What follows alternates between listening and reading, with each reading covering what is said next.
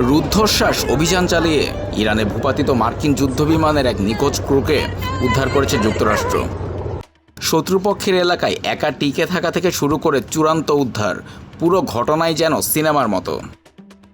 আন্তর্জাতিক সংবাদ মাধ্যম সিএনএনের তথ্য অনুযায়ী ভূপাতিত হওয়া F-15E স্ট্রাইক ঈগল যুদ্ধবিমানটিতে 2 জন ছিলেন, একজন পাইলট ও একজন উইপন সিস্টেম অফিসার।